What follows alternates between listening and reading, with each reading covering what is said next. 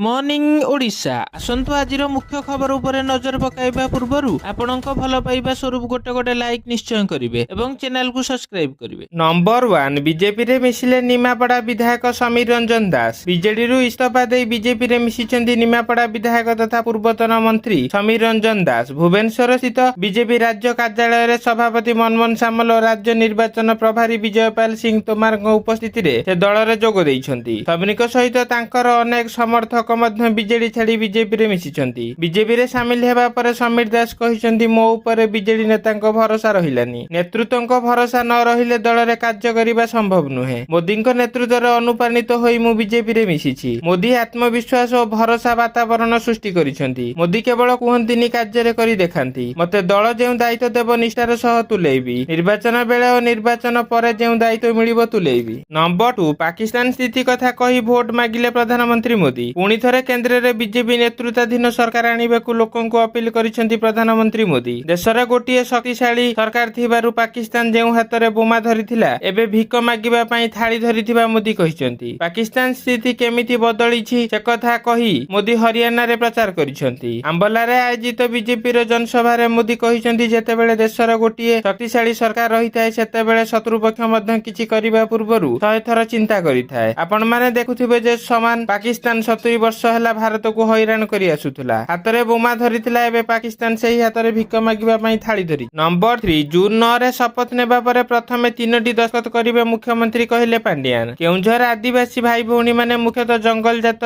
सामग्री उपरे निर्भर करंती। सेथिरे सेमाने पेटपाटना करूछंती। एहाकू दृष्टि रखी मुख्यमंत्री सेमानंक लाभ पई योजना करिसंती। सेमानंक उत्पाद उपरे केही भी ठकी परिबेनी। सेमानंकू निज जिनिसर उचित मूल्य मिलिबो। पांड्यान आहुरी मध्ये कहिसंती एठिकू छत्तीसगढ़ आसाम मुख्यमंत्री आसुचंती हेले सबुठु बड़ कथा कहउचंती। सेमानंकू पचारंतु सेमाने निज निज राज्य रे आदिवासी छात्र छात्रीक शिक्षा पई कोन करिसंती। मुख्यमंत्री जून 9 रे शपथ नेबा परे प्रथमे 3टी दस्तखत करिवे। बिजुली बिल छाड़ करिबा सह समस्तंकू बीएसकेवाई कार्ड सुविधा और समस्त एसएचजी ग्रुप महिलांकू 60 वर्ष परे भत्ता देबा बिल उपरे दस्तखत करिवे बोली कहिसंती पांड्यान। नंबर 4 बात्या पई कोनोसी पूर्वानुमान करा जाई नथिबारु भयभीत हेबार आवश्यकता नाही। आंचलिक पाणीपाग निर्देशका मनोरमा महांती कहिसंती आसंता 22 तारिख बेलकू दक्षिण पश्चिम बंगोपसागर एक लघुचाप क्षेत्र सृष्टि हेबार संभावना रही हेले बात्या सृष्टि नै कोनोसी पूर्वानुमान करा जाई नथिबारु भयभीत हेबार कोनोसी आवश्यकता नाही बोली से कहिसंती। सृष्टि हेबाकू थिबा लघुचाप प्रारंभिक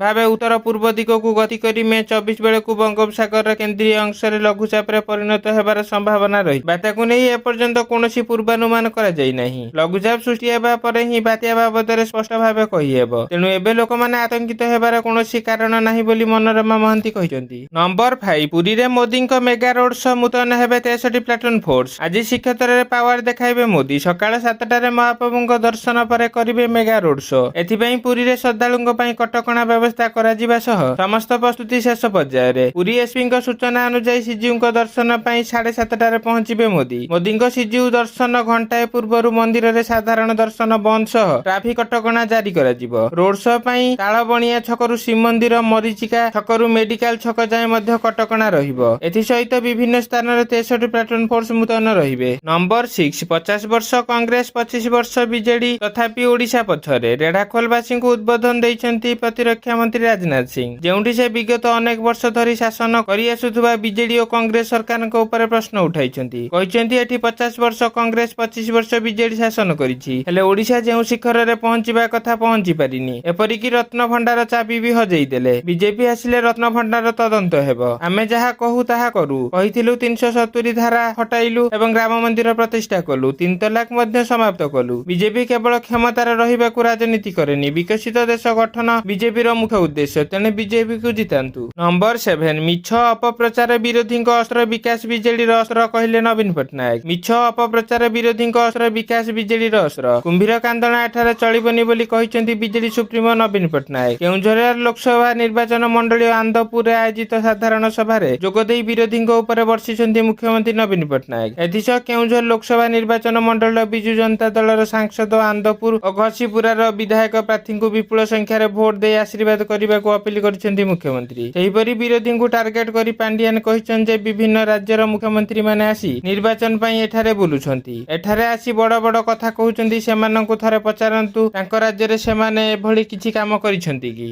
ନମ୍ବର 8 ଆଜି ପଞ୍ଚମ ପର୍ଯ୍ୟାୟ ମତଦାନ ଭୋଟ ଦେବେ 8.95 କୋଟି ଲୋକ। ଲୋକସଭା ନିର୍ବାଚନ 4ଟି ପର୍ଯ୍ୟାୟ ମତଦାନ ଶେଷ ହୋଇଛି। ରାତି ପାଇଲେ ଦେଶର ପଞ୍ଚମ ପର୍ଯ୍ୟାୟ ନିର୍ବାଚନ ପାଇଁ ମତଦାନ ହେବ। ରାଜ୍ୟ ଓ 2 କେନ୍ଦ୍ରଶାସିତ ଅଞ୍ଚଳ ମୋଟ 49ଟି ଲୋକସଭା ଆସନରେ ହେବ ଭୋଟିଂ। ବିହାରର 5, ଝାଡଖଣ୍ଡର 3, ମହାରାଷ୍ଟ୍ରର 13, ଓଡ଼ିଶାର 5, ଉତ୍ତରପ୍ରଦେଶ 14 ଓ ପଶ୍ଚିମବଙ୍ଗର 7ଟି ଆସନରେ ମତଦାନ ଅନୁଷ୍ଠିତ ହେବ। ଏହିଭଳି ଜାମ୍ମୁ କାଶ୍ମୀର ଓ ଲଦାଖରେ ଗୋଟିଏ ଲେଖାଏଁ ଆସନରେ ମଧ୍ୟ ପ୍ରାର୍ଥୀଙ୍କ ଭାଗ୍ୟ ପରୀକ୍ଷା ହେବ। ସେଥିପାଇଁ ସମସ୍ତ ପ୍ରସ୍ତୁତି ଶେଷ ହୋଇଛି। ପଞ୍ଚମ ପର୍ଯ୍ୟାୟରେ ଭୋଟ ଦେବେ 8.95 ଭୋଟର। 695 ଜଣ ପ୍ରାର୍ଥୀଙ୍କ ଭାଗ୍ୟ ପରୀକ୍ଷା ହେବ। ଏମାନଙ୍କ ମଧ୍ୟରେ 12% ମହିଳା ଅଛନ୍ତି। ନମ୍ବର 9 ଆପ୍ ନେତାକୁ ଜେଲ୍ ପଠାଇବାକୁ ପ୍ରଧାନମନ୍ତ୍ରୀ ଲଞ୍ଚ କରିଛନ୍ତି ଅପରେସନ ଝାଡୁ କହିଲେ କେଜରିୱାଲ। ଅନ୍ତରୀଣ ଜାମିନ ଆସିବା ପରେ ବିଜେପି ଉପରେ ବର୍ଷି ଚାଲିଛନ୍ତି ଦିଲ୍ଲୀ ମୁଖ୍ୟମନ୍ତ୍ରୀ ଅରବିନ୍ଦ କେଜରିୱାଲ। ଲୋକସଭା ନିର୍ବାଚନ ପ୍ରଚାର ସମୟରେ ବିଜେପିକୁ ଟାର୍ଗେଟ କରୁଥିବା ବେଳେ ଆପ୍ ନେତାଙ୍କ ଗିରଫଦାରୀକୁ ନେଇ ପ୍ରଧାନମନ୍ତ୍ରୀଙ୍କୁ ସିଧା ନିଶାନା କରିଛନ୍ତି। ଆପ୍ ନେତାଙ୍କୁ ଜେଲ୍ ପଠାଇବା ପାଇଁ ପ୍ରଧାନମନ୍ତ୍ରୀ ଅପରେସନ ଝାଡୁ ଲଞ୍ଚ କରିଥିବା କହିଛନ୍ତି କେଜରିୱାଲ। ପାର୍ଟି କାର୍ଯ୍ୟାଳୟରେ